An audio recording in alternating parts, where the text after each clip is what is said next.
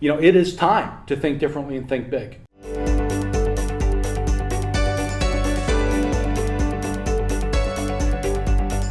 Hello everyone and welcome back to Passion Sundays, the best way to end a week and start another. What would you do if you had a chance to talk to a man who coached Steve Jobs, one of the most passionate people on this planet? He is also considered to be one of the top 10 executive and leadership coaches in the world. Now let's talk passionate leadership.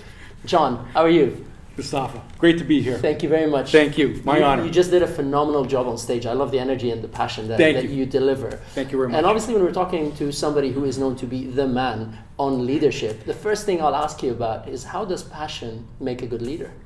Passion starts in the heart. And we just don't have enough leaders out there, Mustafa, who operate from the heart. And it's a feel.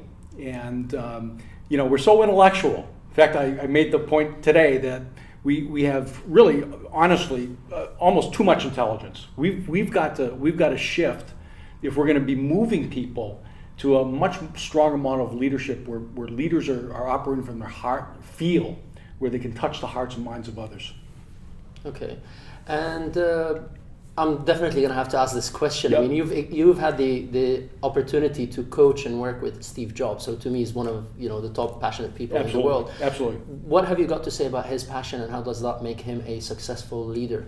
I think the thing that I learned in 2 coaching sessions was his creativity, his innovation, his comfort with being uncomfortable, as being disruptive, thinking outside the box,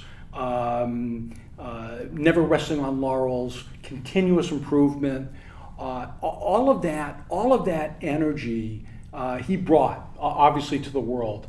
I think that's his legacy. In addition to the creativity, was the passion for breaking the comfort zone. Mm-hmm. If you look at the Apple culture that exists today, Mustafa, it absolutely was formed when he came back in 1997 on the heels of that speech in Cupertino, California, because he communicated to his people that it is time to think differently and think big. Mm-hmm. So you talk about passion, right? Okay. That's what I would say. So this brings us to an important question. How do you transfer that passion? Because there are a lot of passionate people. Right. But the characteristic of a leader is somebody who's able to get all of this through to other people. Absolutely. And grow people around them. Absolutely. So how can somebody convey and take that passion from an individual leader on top into run across the whole organization? Yeah, it's a great point. And again, we have a huge gap out there. I know you've seen it too. Authentic. We need authenticity. And I think when we start to see leaders who are real, I mentioned today the CEO of Genpact, Tiger Tyagarajan. What an absolutely amazing CEO, 54 years old, running Genpact, 60,000 employees. And I sit down with him and he's perspiring. And he's so excited talking about the privilege to lead people, and have an impact on their families. I was worried that he was getting sick. But in reality, he told me, he said, listen, how are people going to be passionate in my business unless I show passion? So we need more leaders to show passion. Don't be afraid to be passionate. Be a role model around that. I think also when you look at passion, it's going to come from giving people the sense that they believe that they have the skills and capability to drive the business forward. That's going to give passion and motivation. And I think a sense of being connected and aligned with a mission, that's going to drive passion. Beautiful.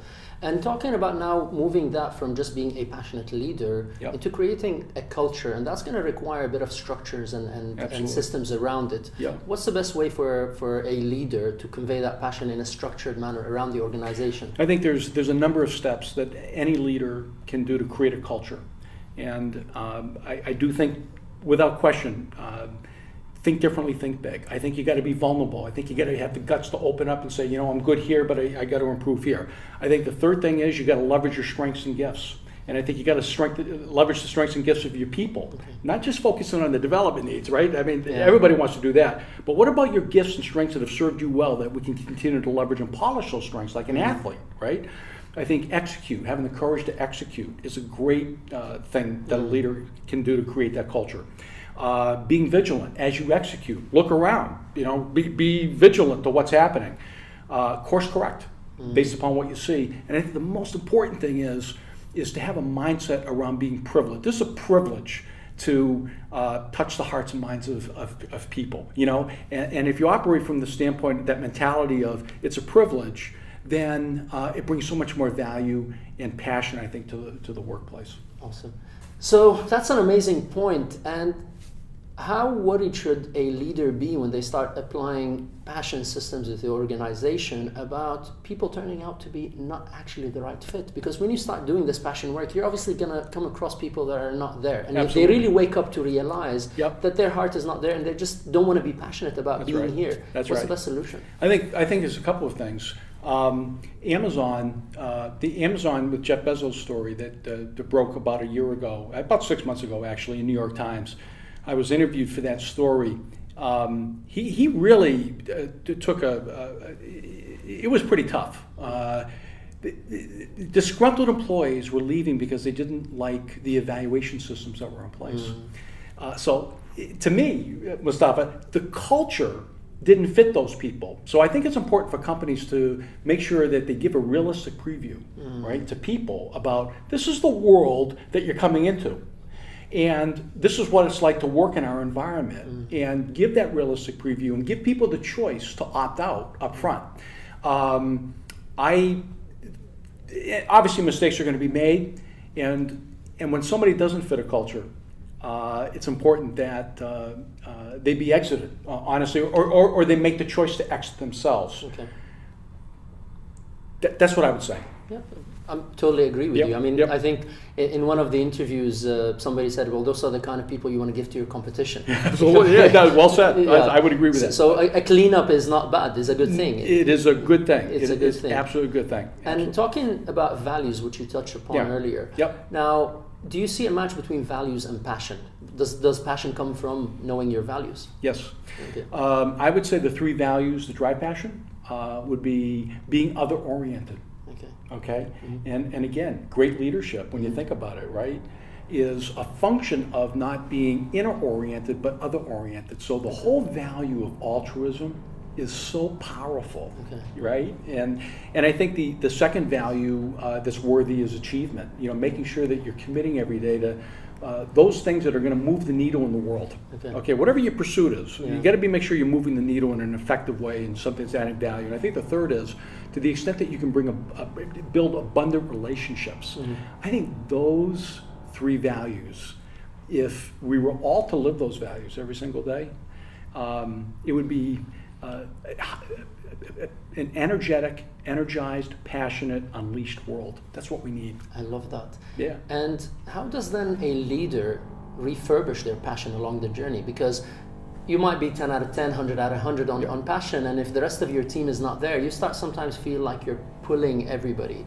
And how does a leader find that and tap inside and say, you know what, I've got a way to find my own passion even if everybody is low, because he's the one giving it to everybody. Right. But where does he get it from? Yeah, and I think, I'm a big proponent of calibrate, recalibrate. So I think it's important that every night before you put your head down on the pillow, you reflect on the essence of your day, and where things went well, that's great. You give yourself a quick pat in the back. Okay. Where things didn't go well, where you need to course correct, you need to commit that to tomorrow. So I think just being diligent around calibration is very, very important. I think there's always room to read and nourish the soul. Continue to listen to great speakers and go to executive education programs and actually here's what I would say: you can learn from everybody. Just open up and connect with everybody, because there's always somebody that you can learn from, and often we shut people out that we shouldn't shut out. True. So all of this great, we know what's our passion, and then there's this point of hoping that passion will be easy. It'll come. I attract it. Right. Is it really that, or is there going to be a lot of hard work to make passion come true? I think for a lot of people, it's an ebb and flow, inevitably, because reality hits. So you can be passionate about a pursuit, and then you might hit incredible failure after failure after failure. Welcome to the role of entrepreneurialism, right? What I've seen, I think we've all seen, is that there's going to be an ebb and flow always. But if you always stay close to the strength and vibrancy of your inner core, true to your character and true to your values, and you continue to be a positive thinker, right? And your emotions are positive because it's the positive emotions that are going to drive the good behavior.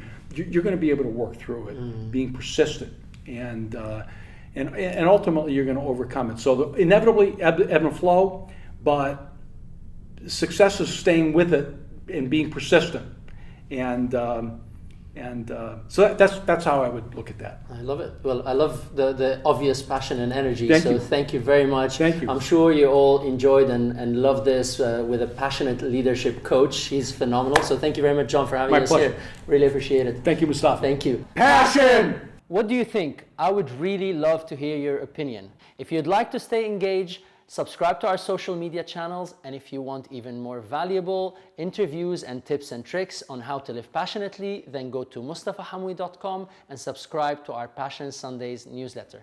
Until the next episode, live passionately.